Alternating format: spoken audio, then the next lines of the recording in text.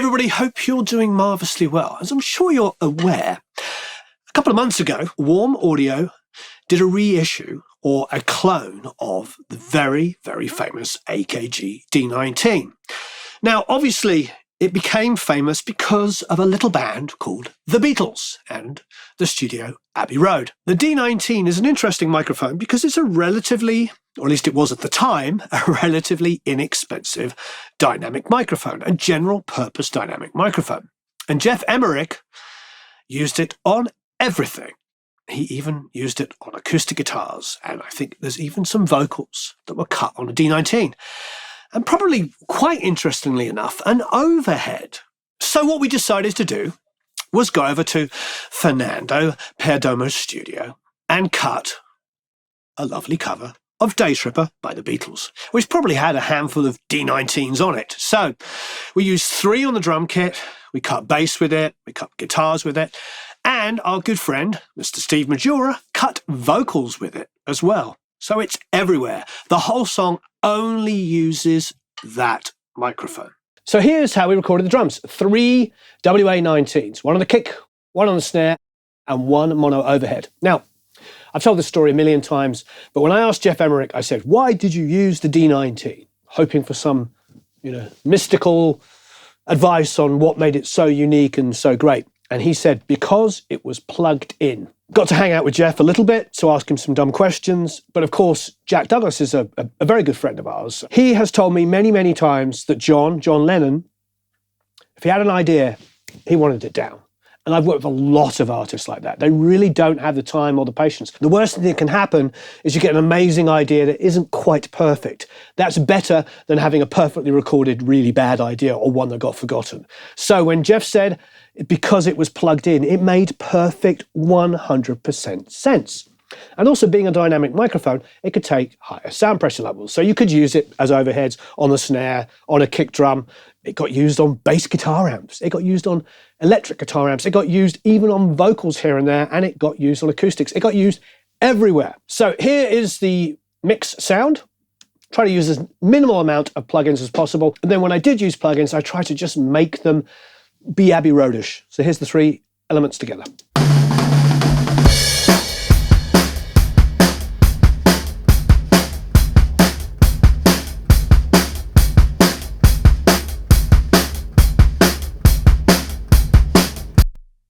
So what did I do? On the kick here, I went to the Red 17. Now this is the most basic mic pre ever, but it's really awesome. Mic pre and EQ. So I just did a little bit of low boost here. I went here, so it's just bass lift. And no extra gain, that was it. Drive was actually set slightly down. I didn't like it distorting the lows, and the analog is it's either off or barely on. I think it's off. That's it. So that gave me a little bit of Abbey Roadness. So we can have a listen to it. Here is the mic completely untreated.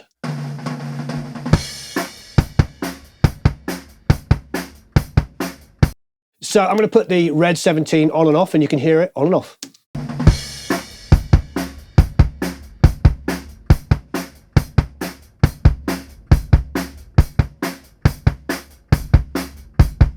Nice little bass lift there.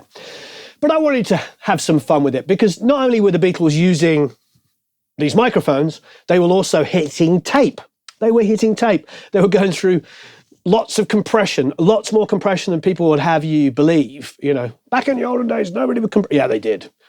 Slammed. Tons of compression everywhere, especially Fairchilds and, of course, the Altex and all kinds of stuff. And bounce from tape to tape to tape. There was so much stuff going on that would just round off the transients.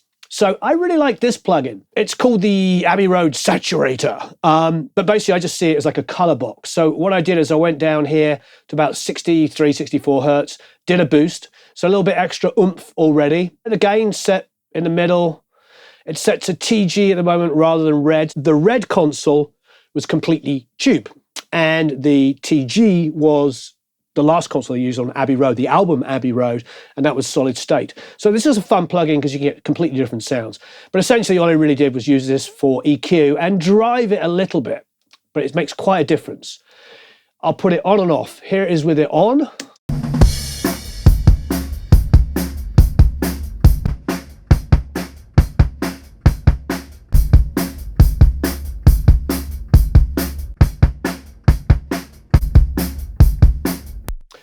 Pretty dramatic EQ. I really, really like it. But last but no means least is a Fairchild. And what they had lots of with the Altec's, of course, were the Fairchilds. I don't have any tape emulation going on here. You'll see at the end of the master bus what we did. But here we go.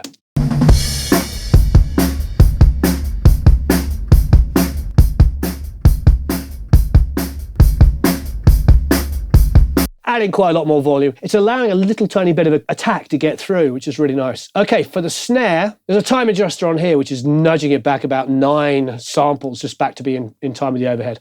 Barely makes a difference. Try what you like. The R-comp is literally just ducking a little bit of kick drum out of it. So every time the kick drum plays, it just ducks the volume ever so slightly. But last but no means least, this is the only other thing I used was just the Red 37. And again, I actually did a bit of high cut because it was a little bright on the snare and a lot of low boost. Let's turn it on and off. Here it is with it on.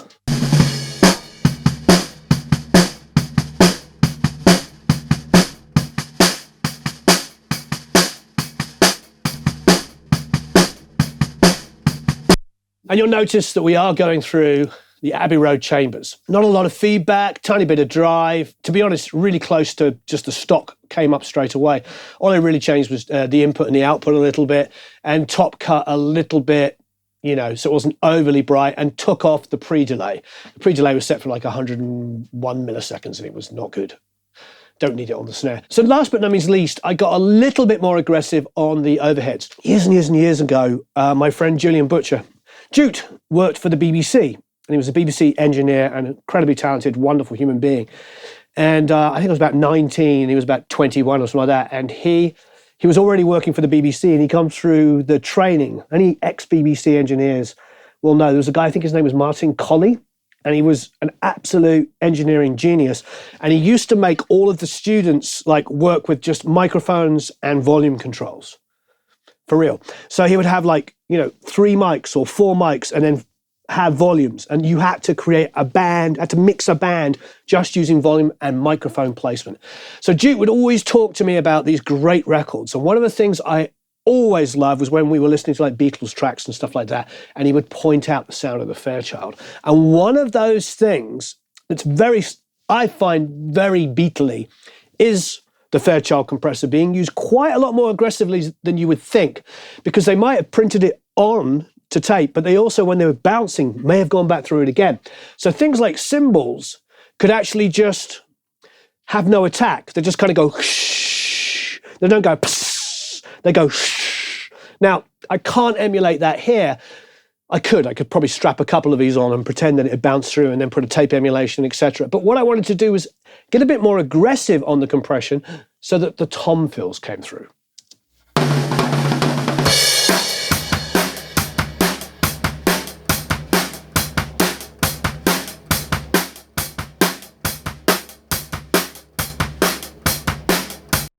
But that splatty snare sound with the Fairchild on it, doesn't it start to sound like a Beatle drum sound? It was 20 years ago today. Sgt. Pepper, that kind of... Listen to the snare now, with and without the Fairchild.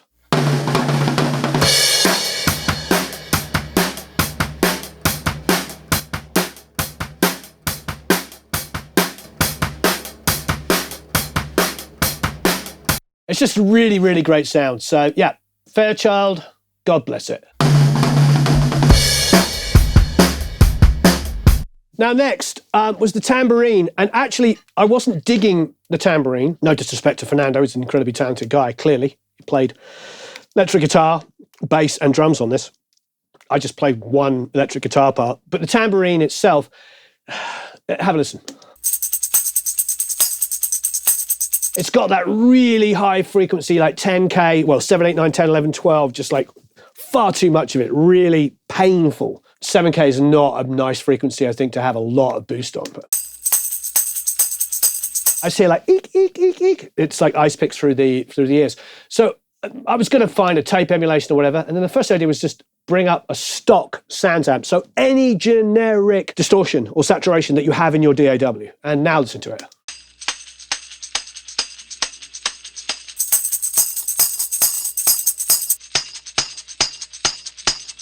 So now it like takes the bells and makes them sound like a shaker, and then the hits on it aren't actually like killing me.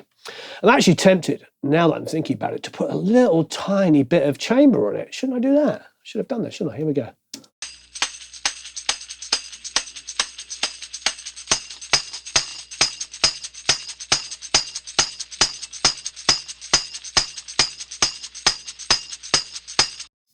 Yeah, I like that. So now we have kick, snare, tambourine, and overheads. This is all of our percussive elements.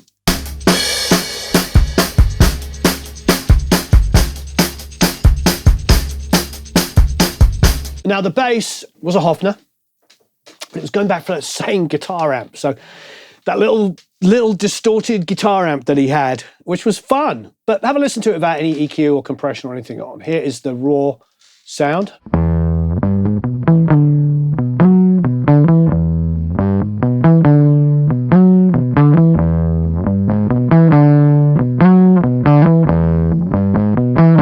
It's actually pretty good.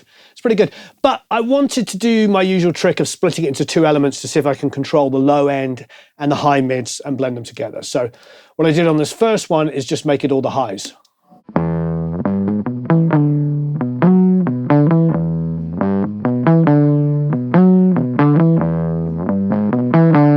So nothing really below 190. And then the other one, I did the exact opposite. So here it is. And then, but I rolled off some super lows, but then I did put an R bass on it. So it's a bit more of a, well, you can hear it.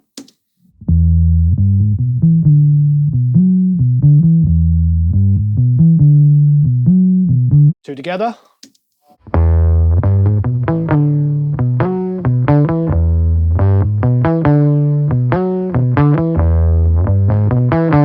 It's already better. It's got all the characteristic of the original bass sound that we got, which is fantastic.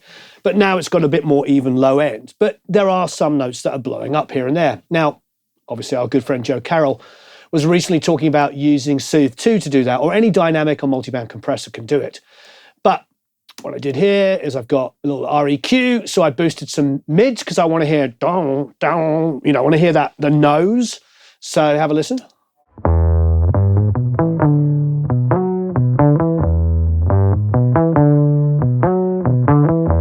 That's kind of nosy. Then I put a little bit more R bass on.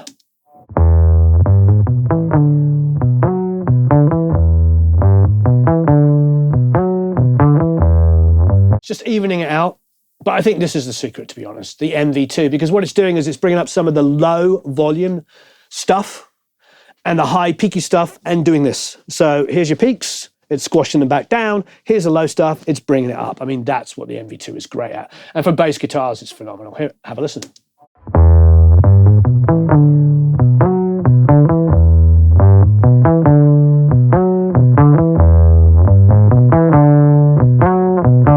So let's just mute all of this schnizzle.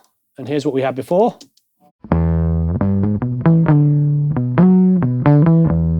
Which isn't bad. It's probably closer to the original, but we're in a digital world where you can reproduce some more low lows. Let's start then with the drums. So with the tambourine, the rest of the kit.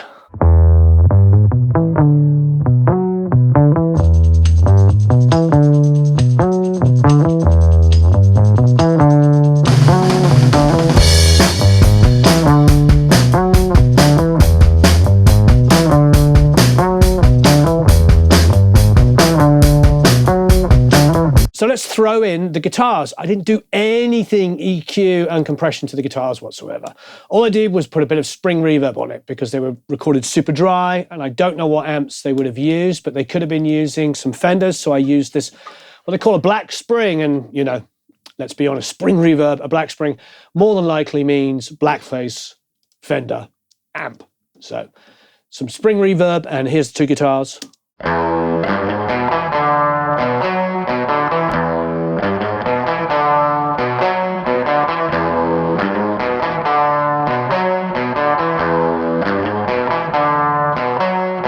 Fernando played a really cool rhythm guitar. Let's put that in too.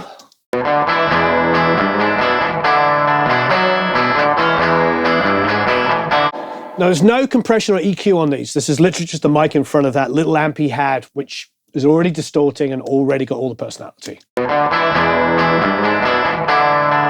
only thing we did on the swell guitar is put some reverb on it because it just sounded really dry and really boring. So I just put a verb on it. You'll hear it. It's in the over the B part, literally the B major part, where they do that, they build up over a chord, all the harmonies, which of course was sung by the amazing Mr. Steve Majora.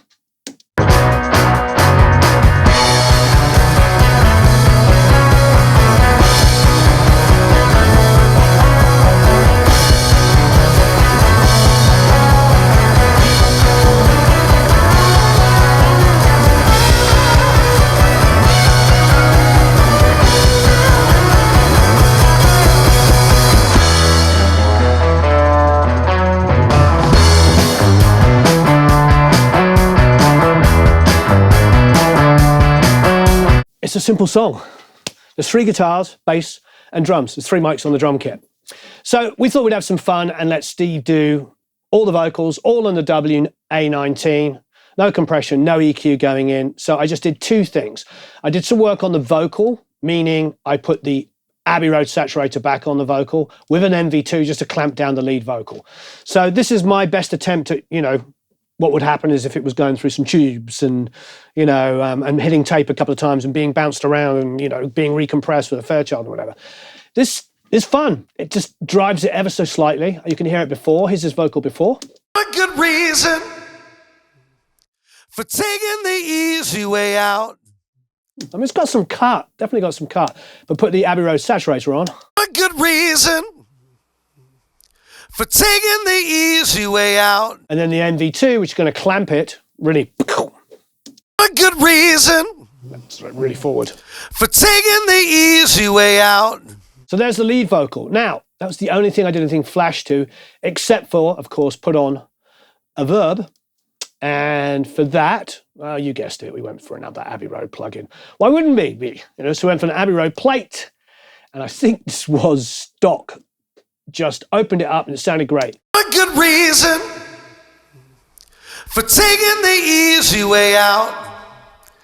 Got a good reason. So the only other thing is he had some fun doing the backgrounds and he did double them, which of course they wouldn't have done. They just did the parts. But he doubled them. You can use the single one or you can use the doubles in stereo, do whatever you like. So there's more backgrounds than they would have ever had. But all I did was bust them all together, all the backgrounds. So no compression, no EQ, just the WA19 going straight into his interface, nothing clever at all, 0 cleverness. And he is doing this on a laptop, remember. This is not on a big sophisticated system. He's not using expensive mic pre's. It's really basic. So all I did was put all of them through a Fairchild, no EQ, no compression, except for the 670. So that is the compressor. Easy way out now. She was a day tripper, one-way ticket, yeah.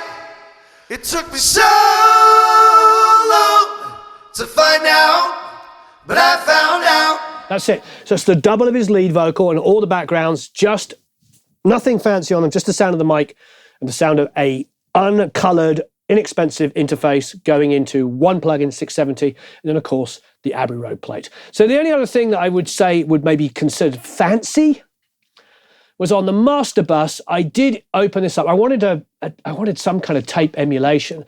And here at Brighton Electric, they had some, but they weren't really the ones I wanted. So they do have a J37, which I just found, so I'm actually going to put it on. One-way ticket, yeah. It took me so long to find out, but I found out. I'm so split on that. I mean, there's things I like because I got the J37 coming after the mastering. Maybe I should flip those around. Let's see what happens now. Easy way out now. She was a day tripper, one-way ticket, yeah. It took me so long to find out, but I found out.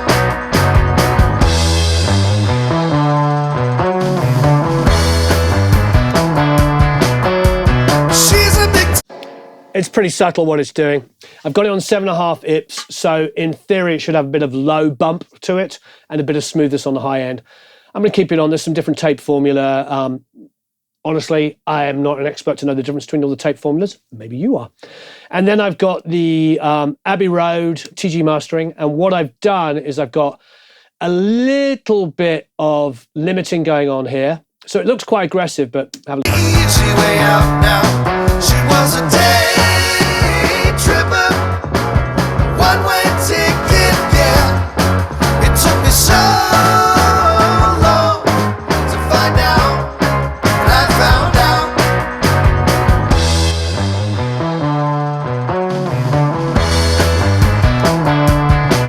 It gets louder, but it also brings the guitars a little bit more forward as well, so I like it. And then I am using an L2 at the very end just to catch peaks. That is it. So, you know, with a couple of modern plugins, like 2 modern plugins, they're all modern. All plugins are modern. What are you saying, Warren? What I mean is, except for ones that aren't modeled, everything else is pretty much, you know, a model of either a Abbey Road plugin or, you know, things that could have been used at that time. So have fun with them. Download the Multitracks. You know, I find when we do this, similar things each time. I feel like if the song is great, a Beatles song, and you don't mess it up too much, and we tried not to be clever. We did very quick performances. We didn't spend hours and hours and hours perfecting it and editing it so it was like gridded and perfect. We just kind of let it breathe, and there's a few fluffs and mistakes in there. And, you know, Steve, he probably sung that in 45 minutes, the whole thing. You know how good he is. We were at Fernando's for maybe 2 hours. So maybe 2 hours on all the instruments. That includes the setup, because we took him out for lunch. It was actually his birthday. It was Fernando's birthday when we did this. So we went out for lunch. So we got there in the morning at like 11 or 12 and had lunch about 2.